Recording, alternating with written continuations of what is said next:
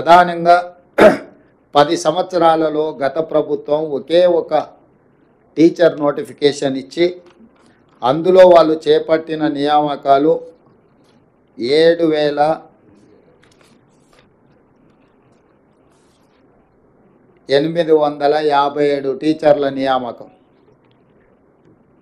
శ్రీ కల్వకుంట్ల చంద్రశేఖరరావు గారు మాజీ ముఖ్యమంత్రి గారు 10 సంవత్సరాలు ముఖ్యమంత్రిగా బాధ్యతలు చేపట్టి నిర్వహించి వారిచ్చిన DSC notification Telangana public service commission ద్వారా ఒకే ఒక్కసారి అందులో వారు నియమించింది 7,857 మంది టీచర్లను మాత్రమే. అంటే ఏ కోశాన కూడా విద్యాశాఖను ప్రక్షాళన చేసి పేదలకు అత్యంత నిరుపేదలకు విద్యను అందుబాటులోకి తీసుకొచ్చి తండాలలో గూడాలలో మారుమూల ప్రాంతాలలో గ్రామీణ ప్రాంతంలో ఉన్న తెలంగాణ పేదలకు విద్యను అందుబాటులోకి తీసుకురావాలన్న ఆలోచన గత ప్రభుత్వానికి లేకపోవడం వల్ల తీవ్రంగా పేదలు నష్టపోయినరు.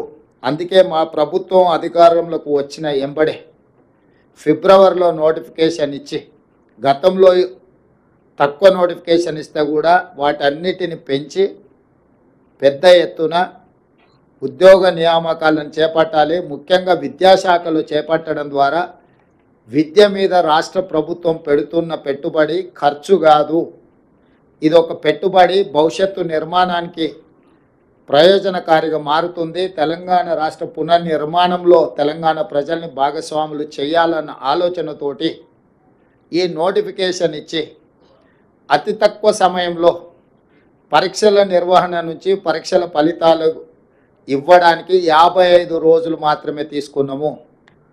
ఈ 55 రోజుల తర్వాత నియామకాలకు ఇంకొక 10 రోజులు తీసుకుంటున్నాము.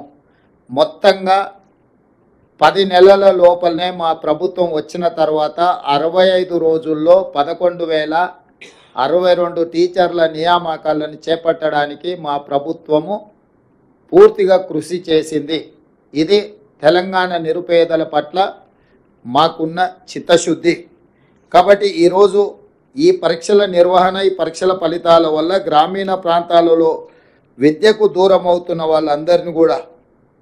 వాళ్ళందరినీ విద్య అందించడం ద్వారా వాళ్ళని ప్రయోజకులుగా మార్చాలన్న ఆలోచనతోటి ఈరోజు ఈ కార్యక్రమాన్ని తీసుకోవడం జరిగింది.